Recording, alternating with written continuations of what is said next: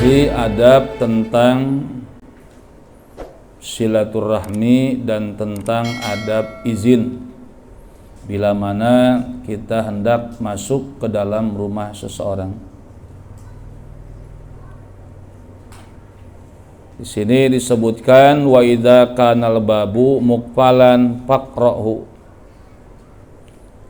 Seandainya rumah yang kita datangi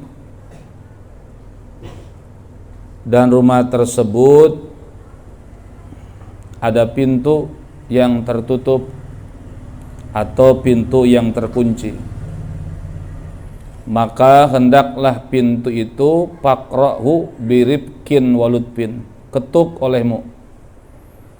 Kalau rumah itu tertutup dengan pintu, rapat pintunya, ketuk sama kita. Assalamualaikum 3 kali. Kalau udah beres ada yang ngucapin salam, lalu pintu dibuka, kita izin, adkhulu, apakah saya boleh masuk, begitu. Jadi bukan hanya sekedar memberi salam, tapi meminta izin. Kalau kata yang punya rumah, jangan masuk, suami saya nggak ada di rumah, nggak boleh masuk, karena nggak diberi izin sama yang punya rumah. Nah, kalau tadi pintu itu tertutup, maka ketuk olehmu dengan lembut, dengan pelan-pelan. Tidak boleh menggedor-gedor sampai ngagetin sama orang lain yang ada di dalam. Wa idza kana lahu jarasun faduqahu biduni iz'ajin wala unfin. Kalau di rumah tersebut sudah tersedia bel, ada bacaannya situ, bel. Nah, kita pencet itu bel, faduqahu biduni iz'ajin, dengan tanpa kita mengagetkan atau kita mengulang-ulang memencet bel tapi diulang-ulang terus. Udah cukup 1 kali. Ntar kalau misalnya lama belum dijawab juga, belum keluar yang punya rumah padahal udah di bel, tambahin lagi bel seperti tadi, assalamualaikum yang 3 kali. Sekarang mah udah dibantu dengan bel. Belnya jawabnya apaan? Assalamualaikum katanya. Assalamualaikum. Dapat pahala gak kita? Enggak dapat pahala salam. Dapat pahala mencet doang. Dan yang salam bukan kita, itu mah bel. Dapat pahala mencet doang kita. Kayak ngetuk. Kan disuruhnya ngetuk. Nah, lantaran itu pintu memang udah disiapin bel, kita pencet, berarti dapat pahala mencet tuh.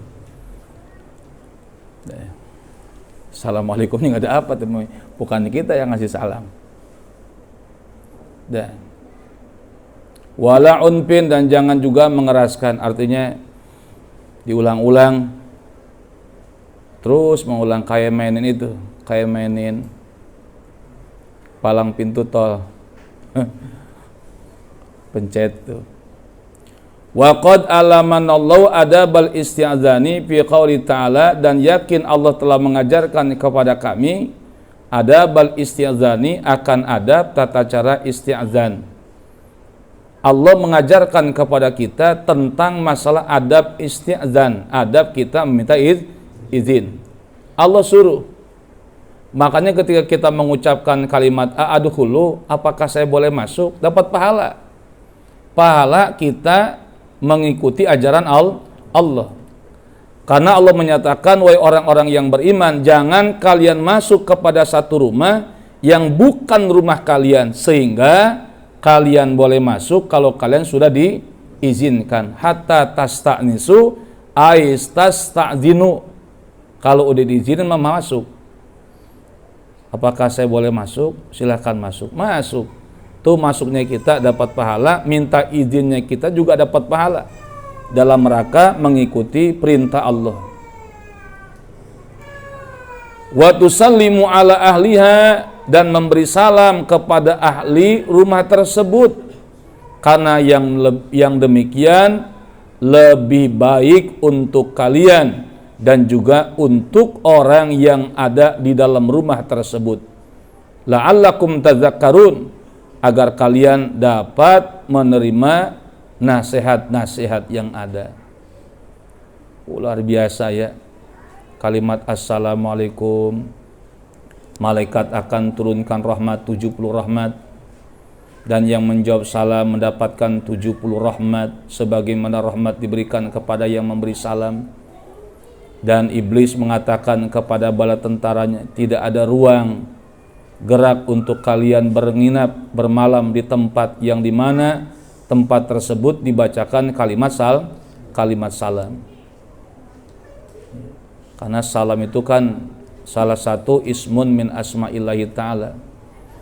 Di Asmaul Husna kan doanya itu, ya salam Allahumma salimna min afati dunya wa azabil akhirah. Selamatkan kami ya Allah dari panca bahayanya dunia dan dari kecelakaan siksa besok di akhirat. Kalimat salam itu doanya, Allahumma salimna min afati dunya wa azabil akhirah. Kalimat salam. Nah begitu para santri, jangan mentang-mentang ada teman akrab kita nggak ngucapin salam, nggak meminta izin. Takut nanti dalam rumah ada yang kehilangan, otomatis yang ada di dalam pasti kesalahan, dapat fitnah kita.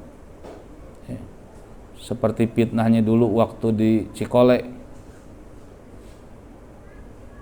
disangka maling guru sama yang lain tuh, dibilang jangan masuk ke dalam masjid, pada masuk 2 orang tuh. PI ada PI. Kebetulan Ustaz Firman jam 3 nyampe di masjid, guru keluar dari mobil, ada 4 orang yang ikut keluar termasuk adanya guru Haji Rifki. Yang lain udah dibilangin sama guru jangan masuk ke dalam masjid, kita di luar aja, tidur di luar, istirahat di luar. Jam 3-an, jam 4 ngedenger suara rame, kayaknya suara.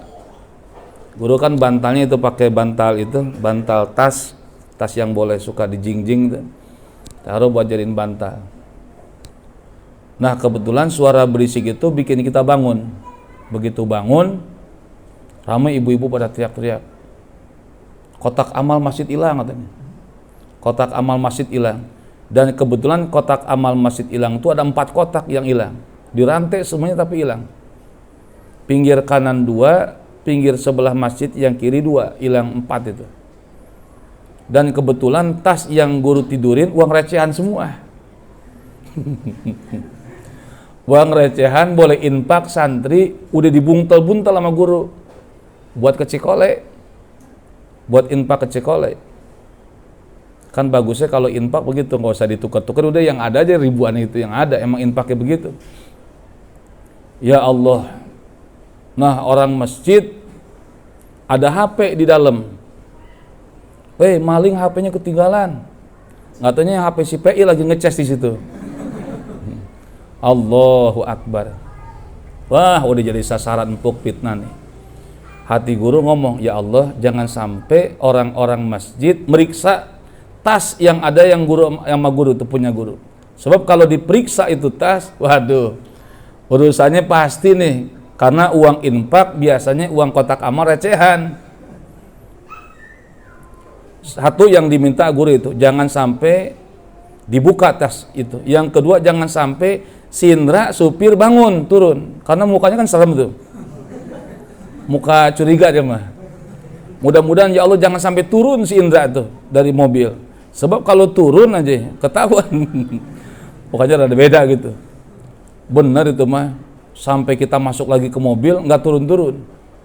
Dalam hati ya Allah, alhamdulillah.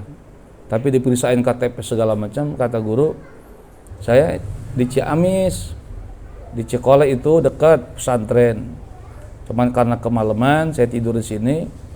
Saya nggak tahu itu kotak amal hilang. Barangkali guru datang ke situ tuh kotak amal udah apa itu? Udah hilang. Cuman kita tidur, nah kita yang jadi sasaran. Rame tuh waktu subuh tuh. Siapa yang ikut di sini? Terus nggak ikut. Guru, Haji Rifki, PI, sama siapa satu lagi tuh. PI disangkanya itu HP maling ketinggalan. Nah, apalagi di rumah orang. Jangan sampai kita masuk ke rumah orang tanpa izin. Udah nganggap biasa kita masuk. Nah ini jangan dianggap biasa sama kita. Memberi salam kepada ahli yang punya rumah dan itu merupakan sesuatu kebaikan. Nah sekarang bagaimana kalau di dalam rumah yang kita pengen datangin gak ada sama sekali orang? Ba'ilam tajidub ya ahadan fala tadkhuluha hatta yu'zana lakum. Kalau kalian tidak mendapatkan di dalam rumah seseorang fala tadkhuluha, maka jangan kalian memaksa masuk ke dalam rumah tersebut hatta yu'zana lakum, sehingga kalian benar-benar diberikan izin untuk masuk. Jangan dipaksain untuk masuk. Mendingan ngegoler walaupun kita jauh, misalnya dari Surabaya datang ke rumah anak kita atau datang ke rumah saudara kita, diketok pintu nggak ada yang nyautin, berarti kan nggak ada yang menjawab salam dan nggak ada yang izinkan untuk kita masuk. Udah aja kita gelar. Apa yang kita bisa gelar istirahat di luarnya. Jangan sampai kita masuk maksain. Ini mah nggak dikunciin nih pintunya. Masuk aja kita, jangan. Hatta yu'zana lakum, sehingga kalian betul-betul diberikan izin lakum untuk kalian. Ini untuk menjaga fitnah. Yang kedua semata-mata ngikutin perintah Allah. Pasti setiap ada perintah Allah di situ ada dalam hikmah yang banyak. Nggak mungkin Allah suruh minta izin kita untuk masuk ke rumah kalau di dalamnya nggak ada hikmah, nggak ada nilai-nilai yang barokah di dalamnya. Wa yakunul isti'dzanu salasa marratin wallahu a'lam bissawab. Taqabbal.